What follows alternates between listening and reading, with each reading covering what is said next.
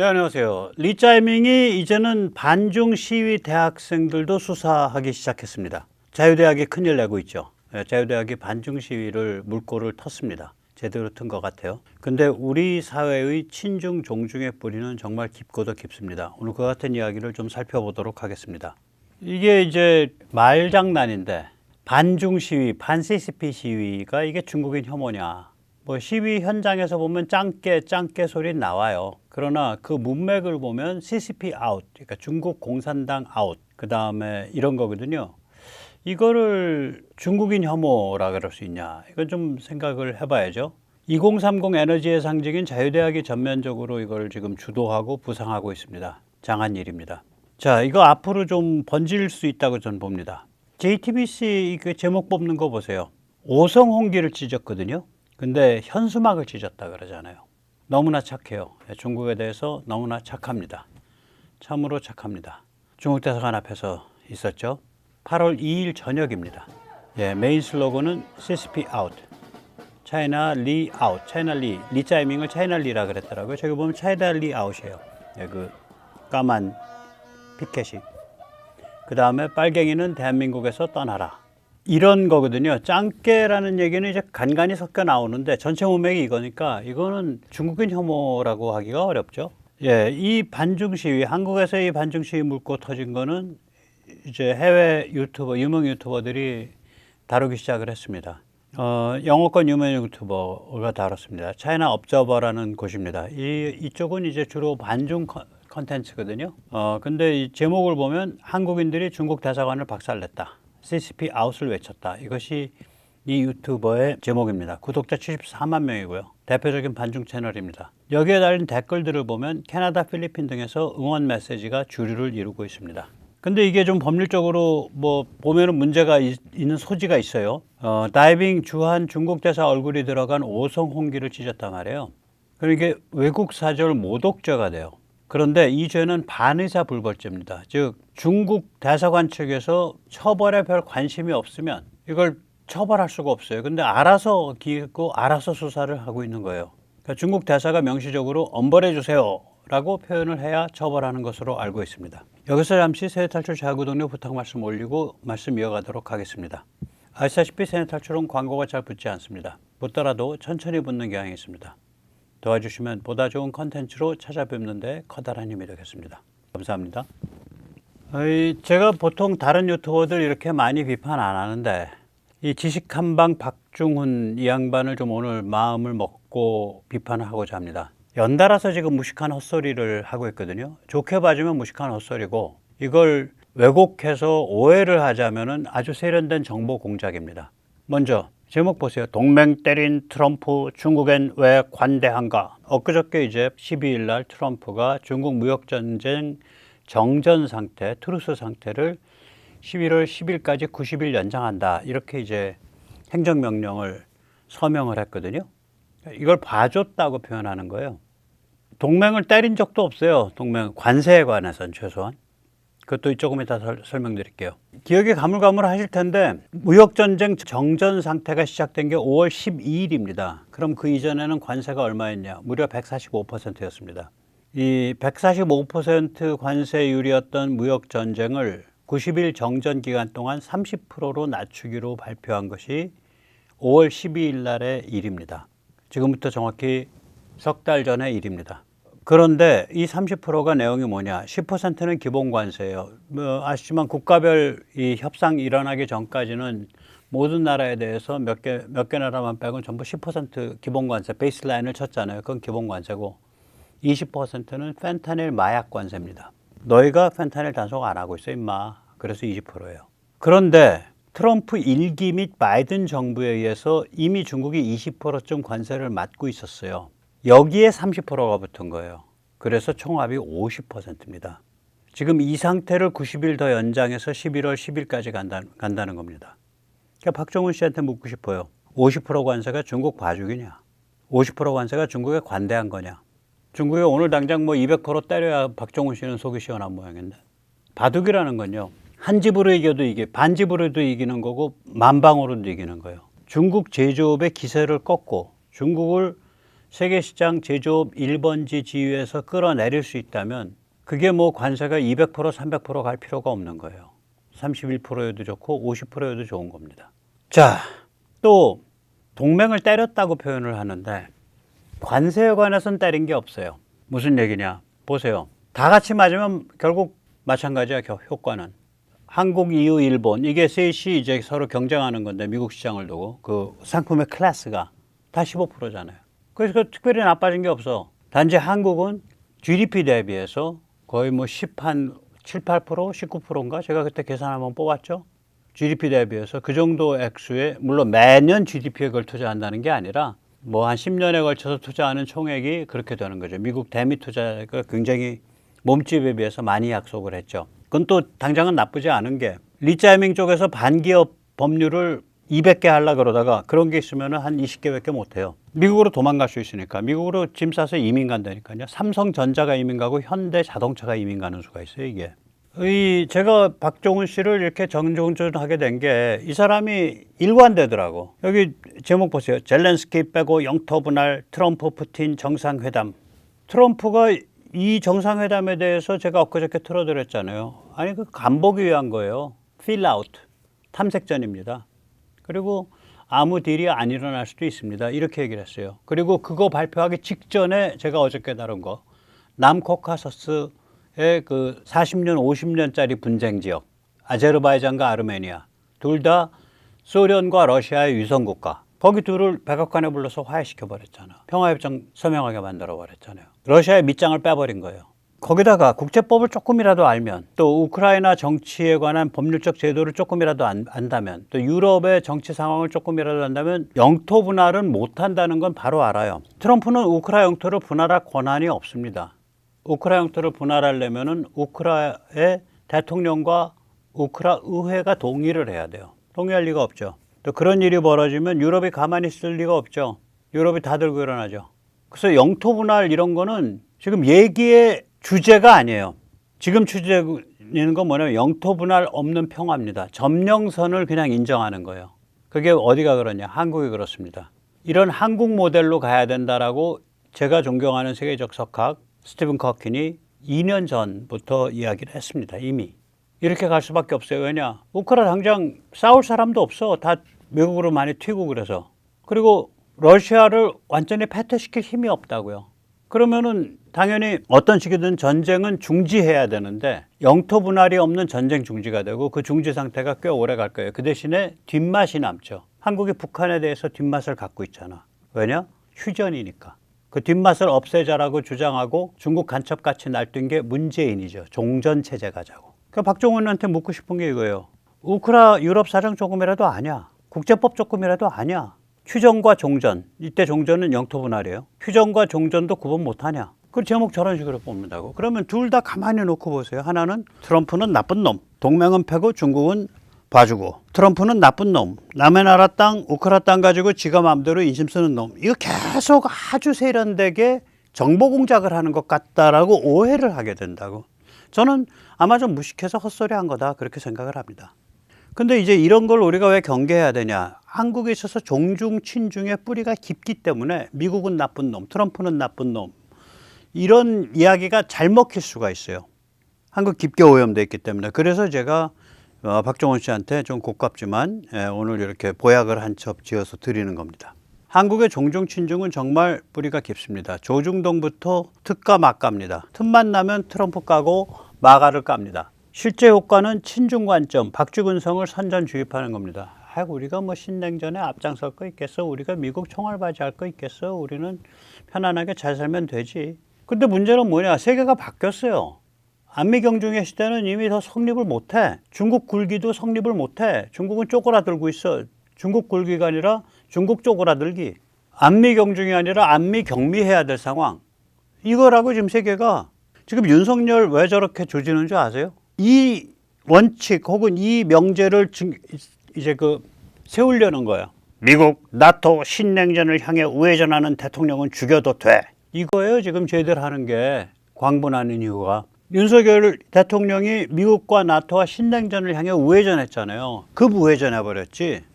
이것 때문에 제가 기분이 싸했던 게 전문직에 있는 사람들, 또 돈 다루는 사람들이 윤석열 탄핵을 당연하게 받아들이더라고. 그러니까 탄핵이 될 것이다라고 받아들이더라고요. 탄핵 전에. 겉으로 봐서 멀쩡한 사람이에요. 그래서 제가 이게 제도권 상류층. 제가 거듭 말씀드리지만 우리나라 제도권은 전통적 제도권, 조중동이 대표하는 신흥 제도권. 그게 이제 더불당 리짜이밍이 대표하죠. 그럼 우리는 뭐야? 우리는 유배된 자들입니다. 우리는 대한민국으로부터 유배된 자들이에요. 대한민국을 실지 회복해야 하는 자들이에요. 자, 이 제도권들은 그게 전통적 제도권이든 저는 그래서 우파니 보수니 조선일보가 우파고 뭐세요? 웃기는 소리 하지 말라 그래. 저는 일단 우파란 단어는 싫어해요. 왜냐면 우파라는 거는 좌가 좌로서 선명해야 우거든요. 순 사기꾼 기회주의자 집단인데 그것에 대해서 엔티를 하고 말고가 없다고. 그냥 극악무도한 그 맹독성 산업 폐기물로 처리해서 쓸어버리면 돼요. 불태워버리고 그 독성을, 사람을 불태우면 안 되죠. 독성을 불태워버리고 그 정신머리를, 썩은 정신머리를.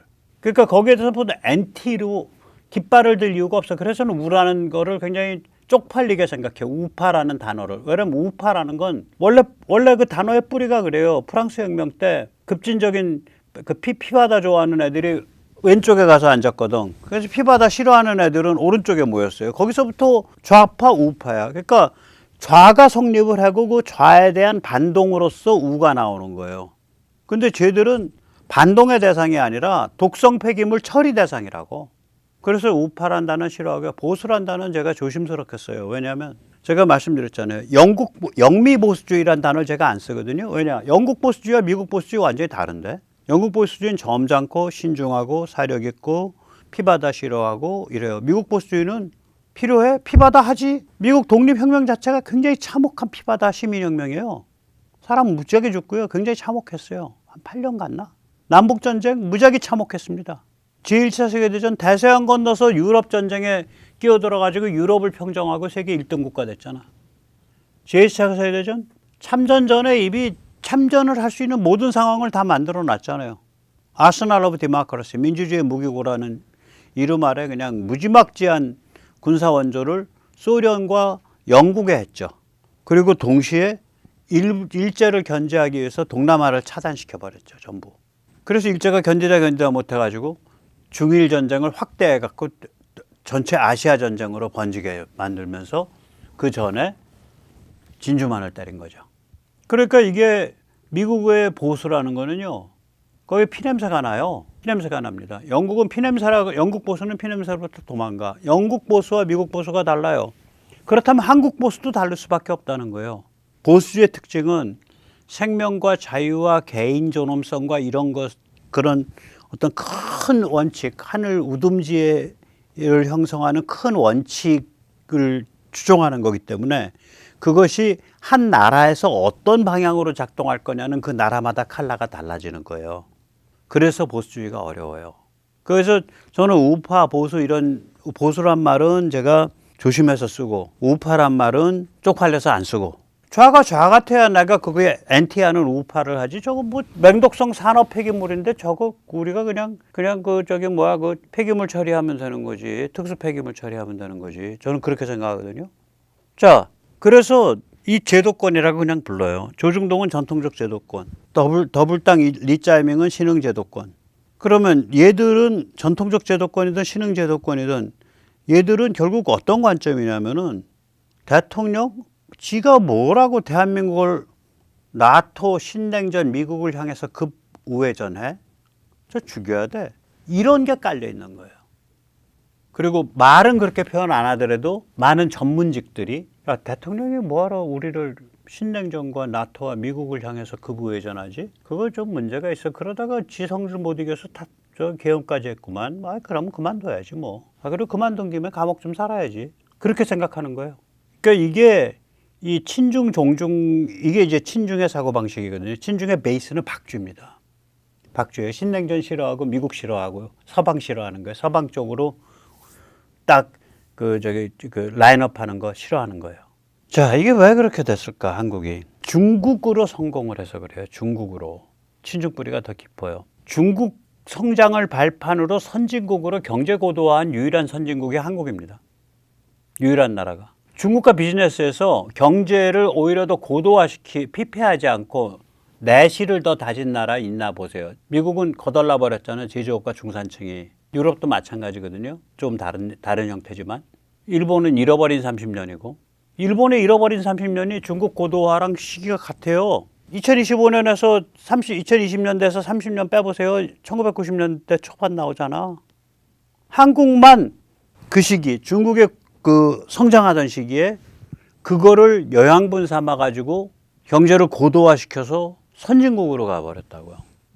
그러니 사람들이 중국과 잘 지내야지라는 게 거의 뼛속에 박혀 있을 수밖에 없어요. 불교 용어로 습이라는 건 어떤 기운이나 냄새나 이런 것들이 이렇게 몸에 확 배 있는 상태. 그걸 습이라 그러거든요. 불교에서. 그렇게 젖어 있다고요. 젖어 있어요.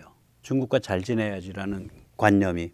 1992년 한중 수교를 했을 때 많은 식자층이 이런 걱정했습니다. 한국은 중진국이야. 중국이 성장하면 선진국과 중국 사이에서 한국이 샌드위치 될걸.